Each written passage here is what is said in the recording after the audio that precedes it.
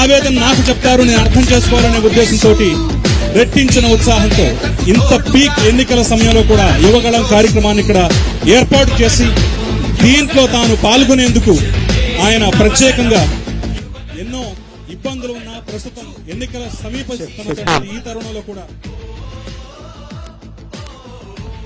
మరికొద్ది సెకండ్స్ లోనే నారా లోకేష్ గారు వేదిక మీదకు వస్తున్నారు. అందరూ ఒక్కసారిగా సప్పట్లతోటి స్వాగతం పలకండి. స్వాగతం పలకండి. స్వాగతం పలకండి.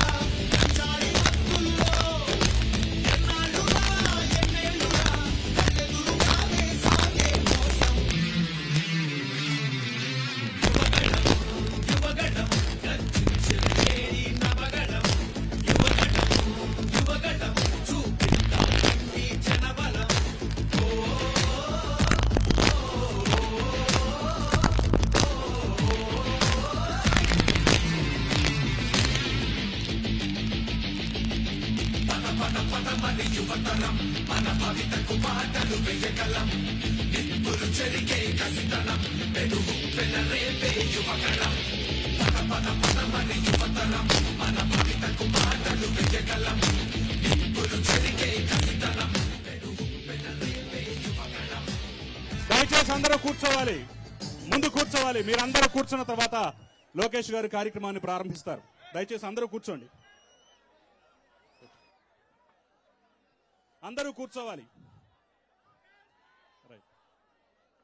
లోకేష్ గారు, ముందుగా మీకు స్వాగతం, సుస్వాగతం. రాజంపేట గడ్డైతే దద్దరిల్లుతుంది కరతాళ ధ్వనులతోటి, జయ జయ ధ్వానాలతోటి. జై లోకేష్, జై జయ లోకేష్. ఇదే నేను వచ్చిన దగ్గర నుంచి, స్టేజ్ మీదకి వచ్చిన దగ్గర నుంచి ఒక్క క్షణమైనా సరే ఆ యొక్క కరతాళ ధ్వనులకి, ఆ జయ జయ ధ్వానాలకి కొంచెం గ్యాప్ ఇస్తారో అనుకున్నాను. కానీ ఎక్కడా గ్యాప్ అయితే కనిపించలేదు. మీ మీద అభిమానం అయితే ఈ ప్రజల్లో, వాళ్ళ గుండెల్లో ఎంత ఉందో నాకు స్పష్టంగా అర్థమైంది. ఇక మీరు స్టేజ్ ఎక్కిన తర్వాత ఒక క్షణం చెవులు దద్దరిల్లిపోయేలాగా, తుప్పు వదిలిపోయేలాగా ఆ రీసౌండ్ అయితే అద్భుతంగా ఉంది. సో మరి ఇంతటి ప్రేమాభిమానాలు చూపించినటువంటి రాజంపేట ప్రజలు, ఇక్కడ కార్మికులు ఉన్నారు, కర్షకులు ఉన్నారు, రైతులు ఉన్నారు, రైతు కూలీలు ఉన్నారు, ముఖ్యంగా విద్యార్థులు, యువత, ముఖ్యంగా మహిళలైతే తండోపతండాలుగా తరలి వచ్చారు. కాబట్టి ముందుగా మీ అమూల్యమైనటువంటి సందేశాన్ని ఇచ్చిన తర్వాత ఆ తర్వాత ప్రశ్నల పరంపర అనేది ప్రారంభిద్దాం.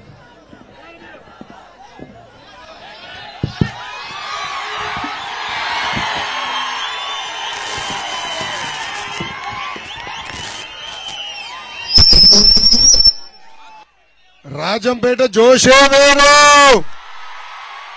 కడప జిల్లా ఊపే వేరు. మీ జోష్ చూస్తుంటే ఆ ఫ్యాన్ మాడి మసైపోతాం ఖాయం. ఫ్యాన్ కి షార్ట్ సర్క్యూట్ రాబోతుంది. మే 13న ఆంధ్ర రాష్ట్ర ప్రజలు రెండో ఆప్షన్ అవినాష్ రెడ్డి, మూడో ఆప్షన్ భాస్కర్ రెడ్డి, నాలుగో ఆప్షన్ పైన అందరూ. ఏ ఆప్షన్ చేతులెత్తి చూపించండి, చేతులెత్తి చూపించండి, కడుపు కట్టపై చేతులెత్తి చూపించండి. నాలుగో ఆప్షన్. ఆనాడు టీవీలో చెప్పారు విజయసాయి రెడ్డి గుండెపోటుతో వివేక గారు చనిపోయారని. అది కాస్త గెడ్డల పోటుగా మారిపోయింది. వివేకం సినిమా ఎవరు చూసారా? చార్జ్ షీట్ లో ఏముందో సేమ్ టు సేమ్ ఆ సినిమాలో ఉంది. 2019లో అద్భుతమైన డ్రామాలు చేశాడు జగన్మోహన్ రెడ్డి. ఆనాడు కోడికత్తి శ్రీనుతో చిన్నగా గుచ్చాడు. పాపం కొంచెం రక్తం వచ్చిన అందరూ బాధపడ్డాం. దాని తర్వాత కడప గడ్డపై బాబాయ్ శవం బయటికి వచ్చింది. ఇప్పుడు కోడి కత్తి 2.0 వచ్చిందండి. స్పెషల్ గులకరాయ్ చైనా నుంచి తెప్పించారేమో. ఆ గులకరాయ్ స్పెషాలిటీ ఏంటో నేను చెప్పాలా. పాపం ఎవరో జగన్మోహన్ రెడ్డి గారి పైన వేశారు. నేను బాధపడ్డా. ముఖ్యమంత్రి గారి పైన దాడి చేయకూడదు, రాలేయకూడదని బలంగా నమ్మే వ్యక్తి. కేవలం ముఖ్యమంత్రి గారి పైన కాదు, ఎవరి పైన కూడా రాలేయకూడదు. కానీ ఇది స్పెషల్ గులకరాయ్. అది వచ్చి జగన్మోహన్ రెడ్డి గారు తగిలిందంట. పక్కన్న వెల్లంపల్లికి ఈ కన్నుకు తగిలిందంట. మళ్ళీ అదే రాయి ఇటేలి ఇటు తగిలిందంట. మళ్ళీ ఇంకో 3 తగిలి పడిందంట. ఎంత అన్యాయం అండి ఇది. నేను చెప్తాం కాదు. వెల్లంపల్లి శ్రీనివాస్ ఒకరోజు ఇక్కడ కట్టు కట్టాడు, రెండో రోజు అది కట్టు ఇటు వెళ్ళింది. ఏమా జగన్మోహన్ రెడ్డి గారు బస్ యాత్రలో బ్యాండేడ్ వేసాడు చిన్నది మొదటి రోజు. మళ్ళీ 5 రోజులు కలిసి ఇంత బ్యాండేడ్ అయిపోయింది. బ్యాండేడ్ తీశాడు, గాయమే లేదు తల్లి, చిన్న మచ్చగొట్టలేదు తల్లి. జనరల్గా ఎవరికైనా దెబ్బ తగిలితే రక్తం కట్టు కడుతుంది, కొంచెం మచ్చ ఉంటుంది 1 నెల. కానీ ముఖ్యమంత్రి గారికి మచ్చలేదు. అందుకే అప్పుడు అర్థమైంది ఇది గులకరాయని, స్పెషల్ గులకరాయని. కానీ ఇప్పుడు నేను భయపడుతున్నా. గతంలో కోడి కత్తైందో బాబాయ్ శవం బయటకు వచ్చింది. ఇప్పుడు గులకరాయి తర్వాత కోడి శవం బయటకు వస్తుందా అని భయపడుతున్నా తల్లి. అందుకే అమ్మా, ఈ హత్య రాజకీయాలు దయచేసి నమ్మద్దని ఏ సభాముఖంగా యువతని నేను కోరుతున్నా. జగన్మోహన్ రెడ్డిని చూస్తే ఒక బిల్డప్ బాబాయ్ గుర్తొస్తాడని. ఎవరు బిల్డప్ బాబాయ్? 3 రాజధానులు కడతాడంట, 3 ఇటుకలేలా. 30 లక్షల ఇల్లు కడతాడు హామీ ఇచ్చాడు, 3,000 ఇల్లు కట్ల. ఇంకా అనేక మాటలు చెప్పాడు. ఇప్పుడు ఏకంగా ఐపీఎల్ మ్యాచ్లు మొదలైనవి. గతంలో చెప్పాడు జగన్ ఐపీఎల్ టీం తీసుకొస్తాడని. ఆ ఐపీఎల్ టీం పేరేంటి తెలుసా? కోడికత్తి వారియర్స్. బ్యాట్స్మెన్ ఎవరో తెలుసా? అవినాష్ రెడ్డి. ఎందుకంటే బాగా అలవాటు కదా, అవినాష్ రెడ్డి. ఇంకా బెట్టింగ్ స్టార్ అనిల్, అరగంట అంబటి, గంట అవంతి, రీల్ స్టార్ భరత్, ఇంకా ఆల్రౌండర్ అన్ని చూపించాడు కదా గోరంట్ల మాధవ్. బూతుల స్టార్ సన్నబియ్యం సన్నాసి. ఎంత దరిద్రపు టీం అండి ఇది. ఇలాంటి వాళ్ళకి రేపు మనం మన భవిష్యత్తు ఇస్తామా? వాళ్ళ చేతుల్లో మన భవిష్యత్తు పెడతామా?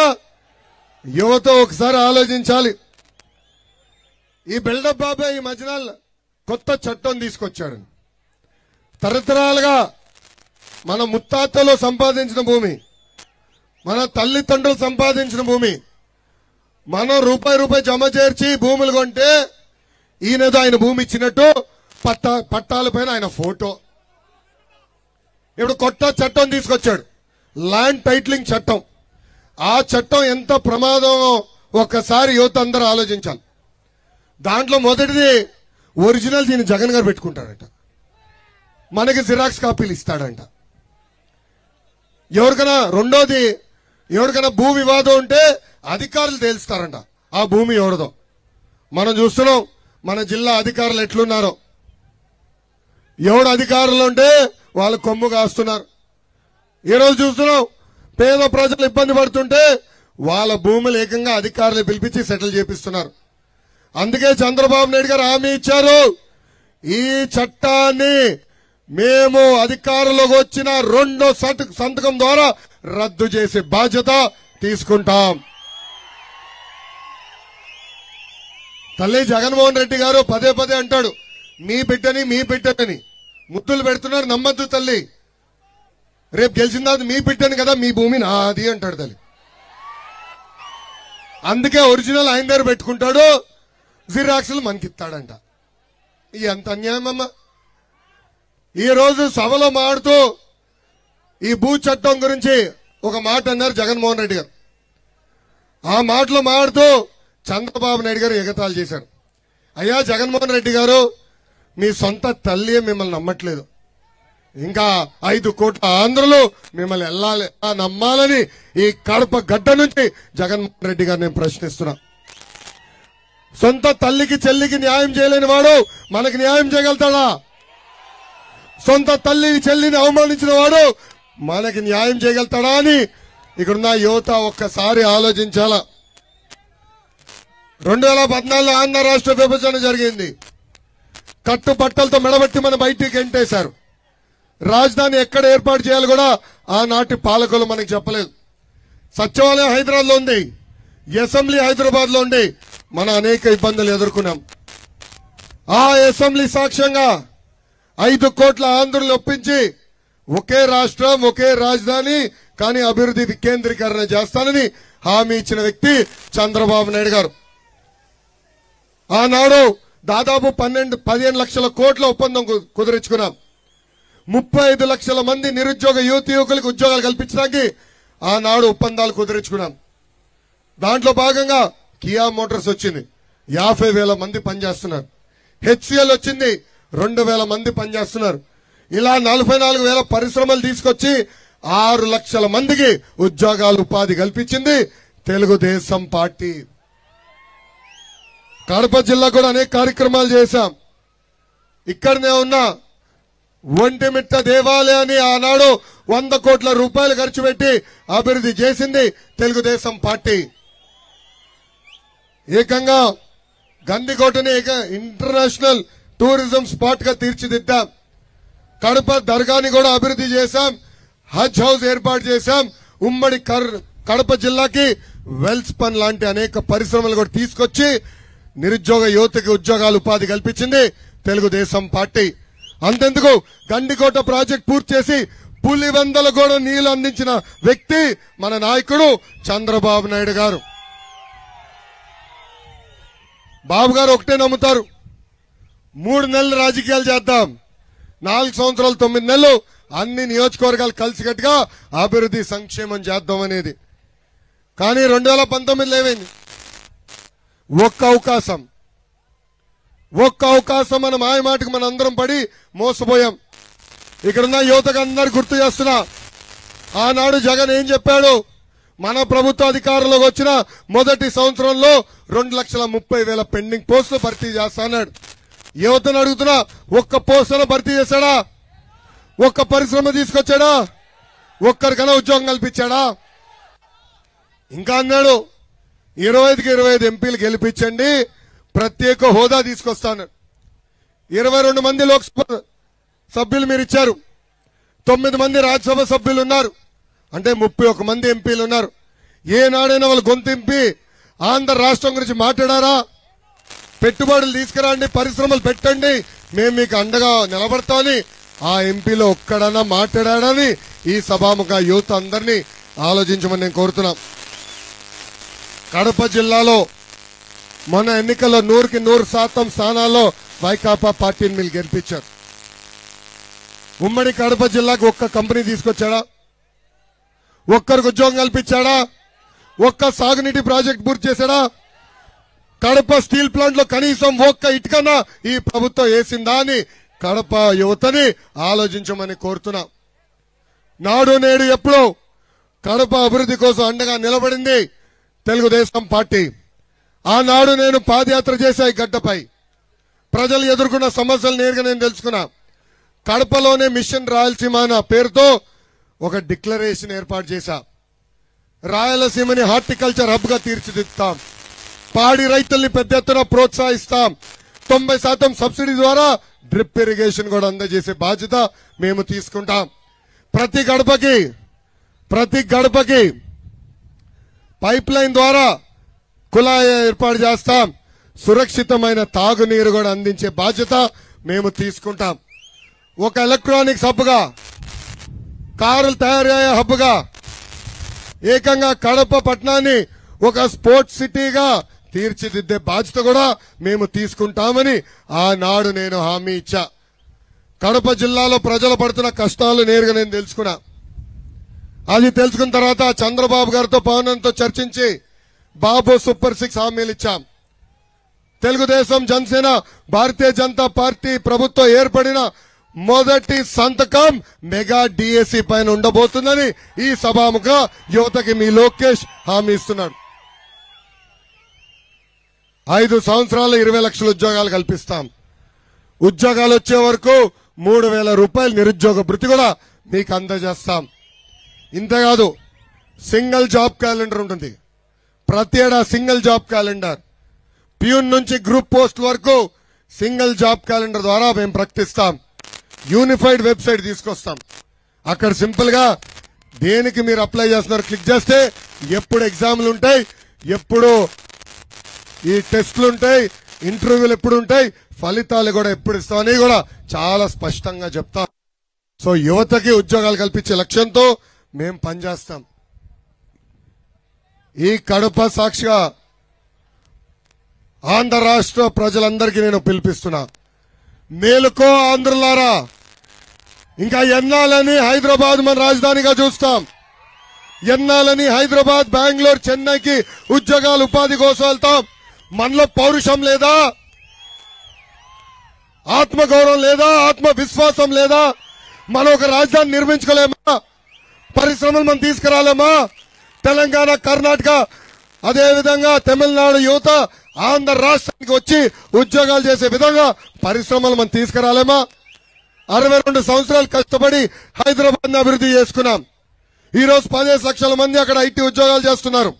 ఆ చరిత్ర తిరిగి రాసేదానికి అద్భుతమైన రాజధాని మనం కట్టేదానికి ప్రయాణం ప్రారంభించాం. విశాఖపట్నాన్ని ఐటీ రాజధానిగా ప్రకటించాం. రాయలసీమకు అనేక పరిశ్రమలు కూడా తీసుకొచ్చాం. యువత అందరికీ నేను పిలిపిస్తున్నా, కులం మతం పక్కన పెట్టండి. కులం మతం అతీతంగా తెలుగుదేశం జనసేన భారతీయ జనతా పార్టీని గెలిపించాలని ఈ సభాముఖంగా నేను పిలిపిస్తున్నా. వైకాపా నాయకులకి, పార్టీకి తెలిసింది ఒకటే, కులం మతం ప్రాంతం వాడి మన మధ్య చిచ్చు పెడతాం. మనం ఈరోజు చూస్తున్నాం, సిఏ గురించి దుష్ప్రచారం చేస్తున్నారు. దయచేసి అవన్నీ నమ్మద్దండి. ఇక్కడ చాలా మంది మొదటిసారి ఓటేసే వ్యక్తులు ఉన్నారు. మన ఓటు పైన మన భవిష్యత్తు ఆధారపడి ఉంటుంది. అందరూ గుర్తుపెట్టుకోవాలి. మనకి ఎన్నాలని పక్క రాష్ట్రంకి వెళ్తాం. మనందరం గర్వపడే విధంగా రాజధాని మనం కట్టుకుందాం. అన్ని ప్రాంతాల్ని సమగ్ర అభివృద్ధి చేసే బాధ్యత కూడా మనం కలిసికట్టుగా తీసుకుందామని ఈ సభాముఖంగా మేల్కో ఆంధ్రులారా అని పిలిపిస్తూ, నాకు ఈ అవకాశం ఇచ్చిన మీ అందరి దగ్గర నుంచి పేరు పేరున నా హృదయపూర్వక ధన్యవాదాలు తెలుపుకుంటూ, ఇంత దూరం నేను వచ్చింది నేనేదో చెప్పి వెళ్తాం కాదు. ఇంత దూరం నేను వచ్చింది పరదాలు కట్టుకుని తిరిగేదానికి కాదు. నేను ఇంత దూరం వచ్చింది ఆంధ్ర రాష్ట్ర యువతతో మాట్లాడడానికి. మీ ఆలోచనలు ఏంటి? రేపు మన ప్రభుత్వం నుంచి మీరేం ఆశిస్తున్నారు? రేపు తెలుగుదేశం జనసేన భారతీయ జనతా పార్టీ ప్రభుత్వం ఏర్పడిన వెంటనే ఆ ప్రభుత్వం ఏం చేయాలి అనేది మీ దగ్గర నుంచి తెలుసడానికి ఇంత దూరం వచ్చాను. ఇప్పుడు ఈ కార్యక్రమం ప్రారంభించాల్సిగా పెద్దలు నేను కోరుతున్నా. Thank you.